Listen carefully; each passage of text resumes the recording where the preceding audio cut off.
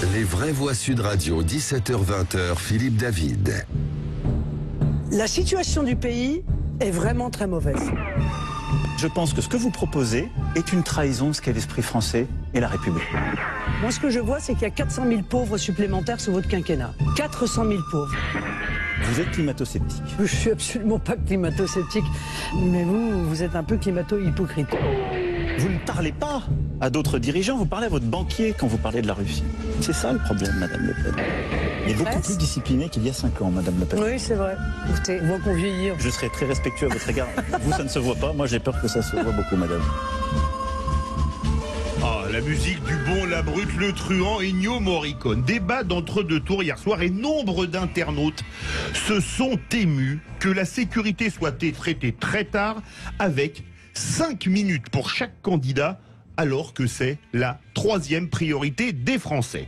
La défense nationale et l'état de notre armée, rien. L'éducation et l'immigration, survolés. La politique internationale, excepté la Russie, rien.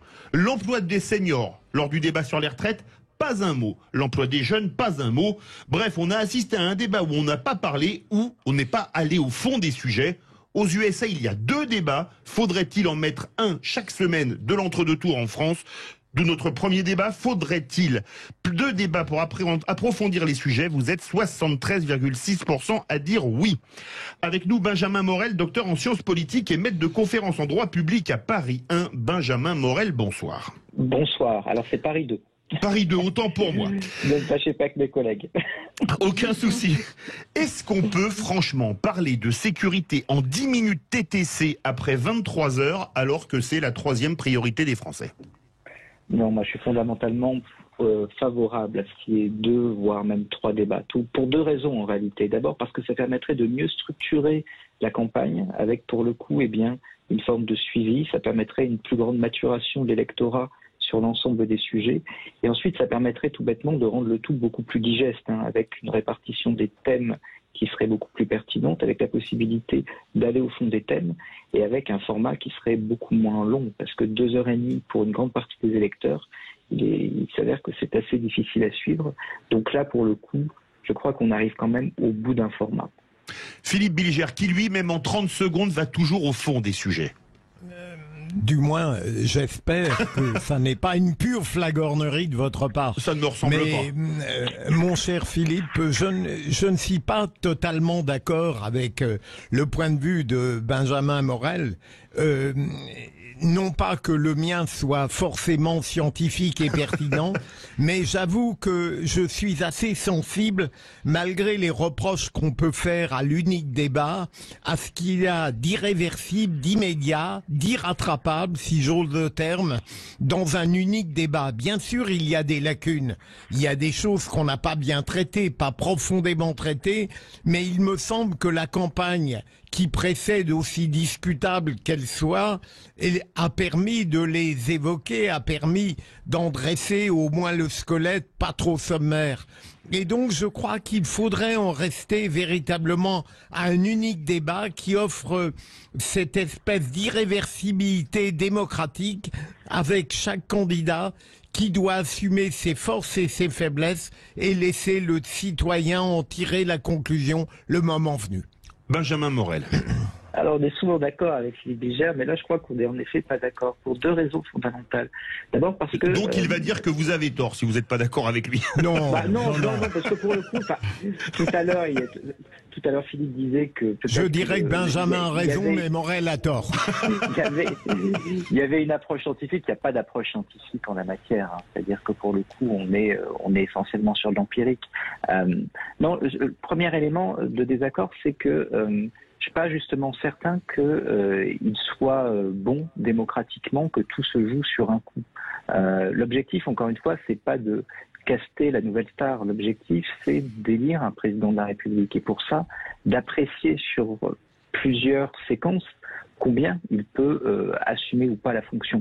Nul n'est à l'abri d'un accident industriel, nul n'est à l'abri, je dirais, d'une mauvaise passe, d'un mauvais jour.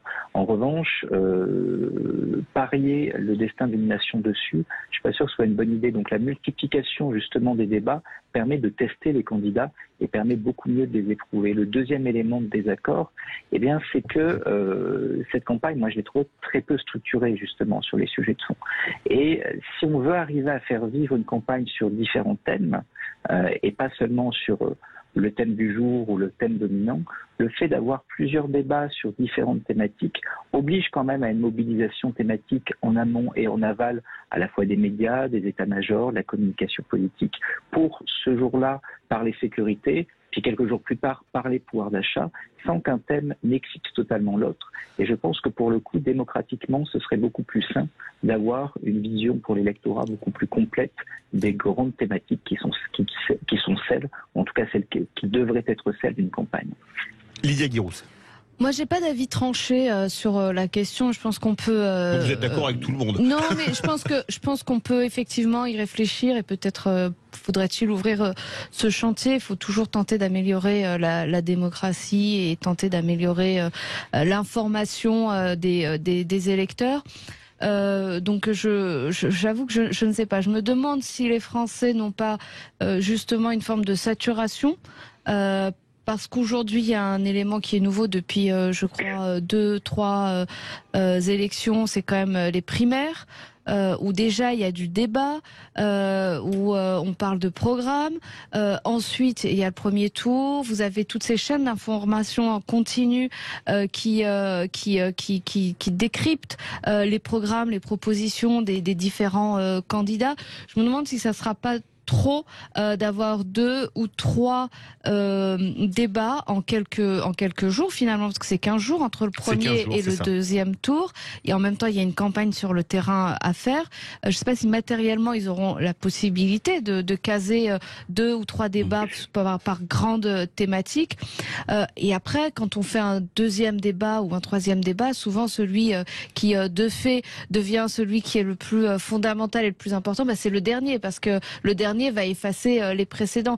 Et je ne sais pas, Benjamin Morel, peut-être que vous avez la réponse. Est-ce que, par exemple, aux États-Unis, où il y a 2 débats, est-ce que le deuxième débat a renversé les tendances et est-ce qu'il y a cet exemple dans l'histoire américaine où lors du deuxième débat, ça a véritablement tout changé? En France, il y a 2 tours, mais il y a un débat. Aux États-Unis, il y a 2 débats, mais il y a un seul tour. Benjamin Morel.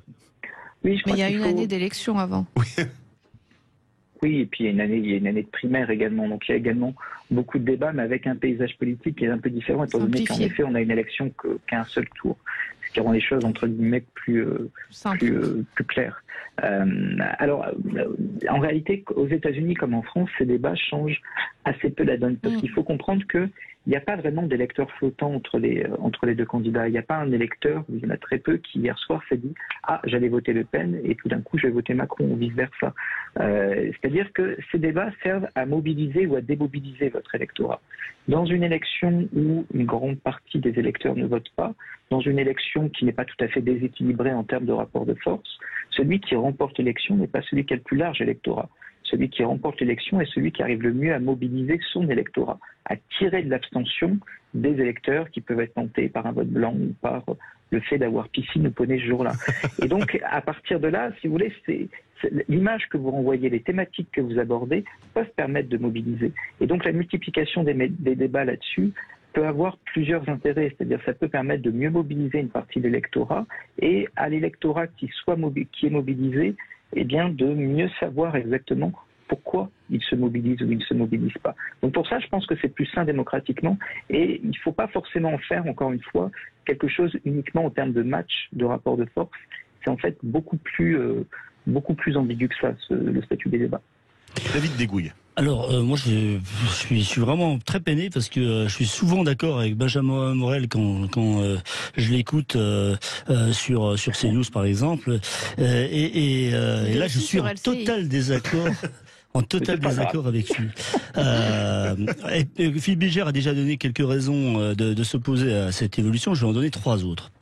La première, c'est que le président de la République en France, c'est pas le Premier ministre. Il donne une vision. Donc c'est déjà qu'on se perd d'aller dans les chiffres, la technique, etc. Et c'est pas le président de la République, ça. Il faut revenir absolument à un président de la République qui donne une vision. Donc on oppose des visions. Et pour ça, il n'y a pas besoin de faire 3 débats thématiques, etc. Bon. La deuxième, c'est que l'américanisation, on a vu ce que ça donnait avec les primaires. Donc on va encore pas imiter les Américains. Hein. Et puis pourquoi pas ensuite des débats animés à l'américaine, c'est-à-dire avec des journalistes qui, au lieu de tenir gentiment le chronomètre comme ils l'ont fait hier soir, parce que ces gens-là donnent leur avis quand même toute l'année, une fois tous les 5 ans, c'est bien qu'ils tiennent juste le chronomètre, et ils l'ont fait super bien hier. Hier, c'est très bien passé dans ce domaine.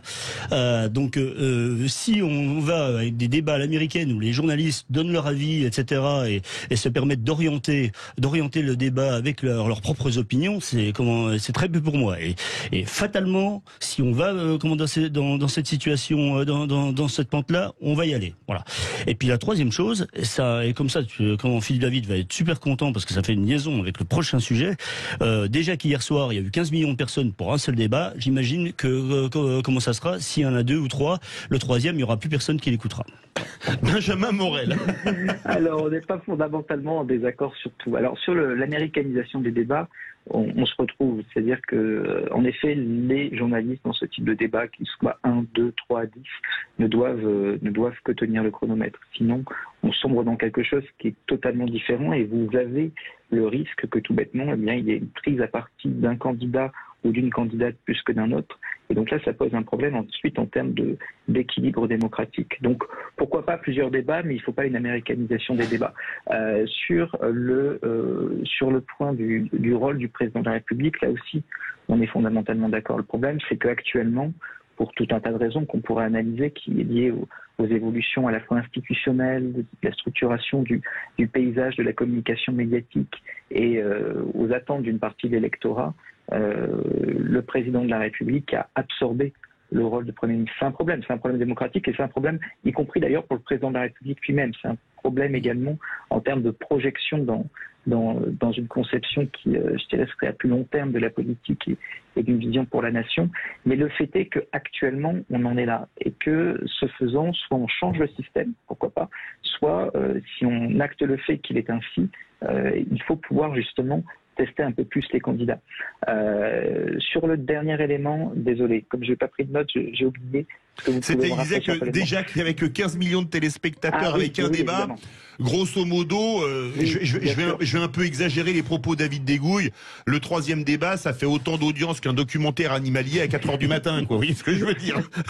Alors, si on a une vision pessimiste, et je pourrais éventuellement la partager, mais si on a une vision pessimiste, on peut en effet le penser. Si on a une vision optimiste, on peut voir que ce soit des procédures référendaires ou que ce soit des élections, vous pouvez avoir une politisation au fur et à mesure de l'électorat. Grosso modo, quand vous ne parlez pas à l'électorat de l'élection, il ne se politise pas. Et quand vous le mettez, ce qui est arrivé lors de ces élections, du jour au lendemain, au pied du mur en disant « Ah, on passe de la séquence Ukraine à la séquence présidentielle », eh bien, il met du temps à se politiser et il préfère ne pas vraiment s'intéresser à ces élections. Si vous avez une politisation à plus long cours, avec des débats qui rythment beaucoup plus la campagne. Bon, là, on parle des débats d'entre-deux tours, mais il faudrait évidemment que ça se joue avant le premier tour. Eh bien, vous pouvez avoir une maturation de la réflexion de l'électorat et un intérêt qui se cristallise. Donc, voilà, je crois que là-dessus, il faut également voir en dynamique. Si jamais un débat a intéressé, il y a toutes les chances que non seulement il y ait les mêmes téléspectateurs la prochaine fois, mais que même ils fassent venir leur famille et leurs amis à la soirée popcorn débat présidentiel. La soirée Moi, j'ai mangé des popcorn hier soir. Ah, oui, mais vous avez la ligne, vous pouvez, Benjamin Morel. Les vraies voix, 17h44. Notre premier débat. Faudrait-il 2 débats pour approfondir les sujets? Vous êtes 73% à dire oui. Vous voulez réagir? Le 0826 300 300 et les réseaux sociaux. On se retrouve tout de suite avec les vraies voix et en compagnie de Benjamin Morel. Retour des vraies voix avec Philippe Bilger, Lydia Guirousse, David Degouille. Notre premier débat. Faudrait-il 2 débats pour approfondir les sujets? Vous étiez 73% il y a quelques instants. Vous êtes désormais, ça change tout, 72,9% à dire oui. Ça réagit au 0826 300 300. Bonsoir Renaud. Bonsoir Philippe David et bonsoir à toute l'équipe, Lydia Guirousse, l'indispensable Philippe Bilger et David Degouille que je salue bien et que j'avais rencontré une fois lors d'une université d'été d'un parti souverainiste de gauche dont le patron s'appelle Georges. Voilà. Ah oui, tout à fait. D'accord, ah bah, les grands esprits se rencontrent. On vous écoute, est-ce que vous voulez 2 débats comme aux États-Unis? Et Oui, je pense que deux débats, je rejoins complètement ce que dit l'excellent Benjamin Morel, qu'on a la chance de voir également assez souvent sur les plateaux, sur les plateaux de chaîne info aussi. Heureusement qu'il y a lui, et puis il y a également Arnaud Benedetti que je salue aussi, qui est vraiment quelqu'un de formidable et qu'on retrouve de temps en temps chez Valérie sur Sud Radio, chez Valérie Expert, voilà. Comme quoi, elle a vraiment des experts dans son équipe, notamment Arnaud Benedetti. Écoutez, deux débats, oui. Je pense que je serais quand même pas mal pour aller un petit peu au fond des choses, même si effectivement le casting n'était pas très séduisant. J'ai une pensée aujourd'hui en ce 21 avril pour Philippe Séguin, qui était né un 21 avril et qui aurait eu 79 ans, qui était quelqu'un d'une grande puissance intellectuelle. Et voilà, des gens de ce niveau-là, de ce verbe-là, bien on en a plus beaucoup. Donc quand on voit ce qu'on a vu hier, effectivement, on a un peu. On reste sur sa fin. Alors vous êtes pour deux débats. Vous êtes pour deux débats à l'américaine, un sujet politique international, un sujet politique intérieur, par exemple. Oui, ça ce serait pas mal, parce qu'en fait le problème c'est que hier, si vous voulez, on se retrouve sur un débat où c'est totalement saucissonné avec des thématiques. Moi, je trouve ça quand même assez frustrant. Ça casse un peu le rythme, et je trouve que ça enlève une forme de prestige ou de hauteur au débat. Et en fait, moi, j'ai pas vraiment l'impression d'avoir eu un débat de second tour d'élection présidentielle, si vous voulez. Je trouve que ça manque singulièrement de cachet. Moi, je trouve que ça banalise un peu le rendez-vous. Au-delà du fait qu'effectivement le casting aujourd'hui n'est plus le même qu'il y a 40 ou 50 ans, quoi. Oui, c'est plus on n'a pas le général de Gaulle avec nous. Hein. Oui, voilà, c'est plus Giscard Mitterrand. Alors, merci beaucoup, Renaud. On va faire réagir. Vous l'appréciez, vous l'avez dit. Benjamin Morel, docteur en sciences politiques et maître de conférences en droit public à Paris. Benjamin Morel, qu'est-ce que vous voulez répondre à Renaud qui dit deux choses qui sont quand même assez fortes. Il dit deux débats, oui, je suis pour, mais malheureusement, les politiques sont plus au niveau de ce qu'ils étaient à l'époque. Qu'est-ce que vous en pensez ? Bah, écoutez, j'ai bu du petit lait pendant l'intervention. Je suis absolument d'accord avec tout ça. Il y a en effet, alors on a un vrai sujet en termes de entre guillemets qualité du personnel politique. C'est lié à plusieurs facteurs, etc. C'est lié aux formations. C'est également lié à l'attractivité de la carrière politique. Hein. Ça, c'est un vrai sujet aujourd'hui. Les meilleurs ne veulent pas faire de la politique, et on peut comprendre également un peu pourquoi. Donc voilà, il y a tout un tas de sujets qui fait qu'aujourd'hui on a un personnel politique qui en effet n'est plus tout à fait au niveau de ce qu'il a pu être jadis.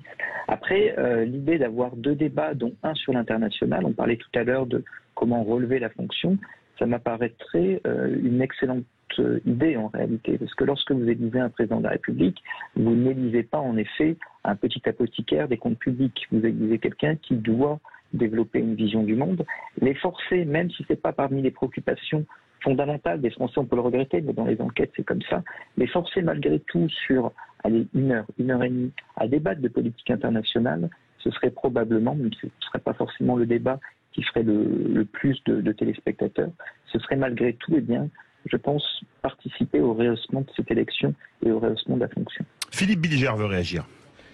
Je ne me donnerai pas le ridicule de changer mon point de vue en 5 minutes, mais il est évident que je suis assez sensible à ce qu'il y a de foudre dans l'unique débat sur le plan médiatique et politique.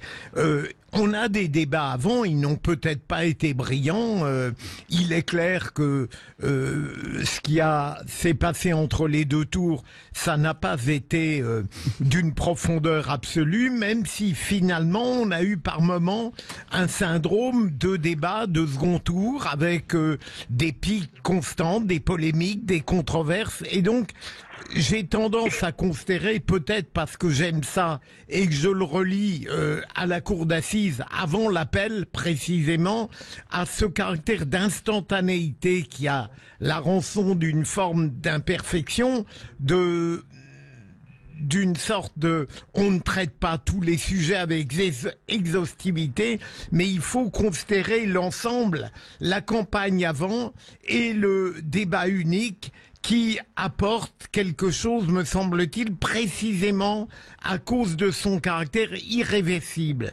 Il serait un peu dommage qu'on permette en permanence au moins bon des candidats de pouvoir se rattraper en permanence par d'autres débats. Moi, je préfère la foudre au ronron, d'une certaine manière. Benjamin Morel. Je vois que l'argument chat dans cette campagne est extrêmement structurant. Ah oui. On peut même dire qu'il est mordant, Philippe Bilger, là, il griffe. Là. Oui. Alors, je ne me rappelais pas les chats, hein, franchement. Oui, non, mais je crois qu'on a une divergence de fond avec Philippe Bilger là-dessus. C'est-à-dire que, pour moi, pour le coup, l'idée d'une forme d'instantanéité, on l'a déjà évoqué, mais je dirais d'un seul coup, sans retour à travers ce débat, n'est pas forcément une bonne façon de percevoir la politique. C'est-à-dire qu'il ne faut pas oublier qu'on a une grande partie de l'électorat qui, malgré tout, est très peu politisée. Vous et moi, on suit la campagne depuis le début. On a regardé des meetings que personne ne regardait, dont certains étaient parfois très ennuyants, se faire une idée des candidats et pour pouvoir ensuite en parler. Et pour beaucoup d'électeurs, la politisation se fait vraiment dans les dernières semaines de la campagne et souvent le débat d'entre-deux tours est l'un des rares moments justement de découverte des candidats, de compréhension de leur programme de lecture.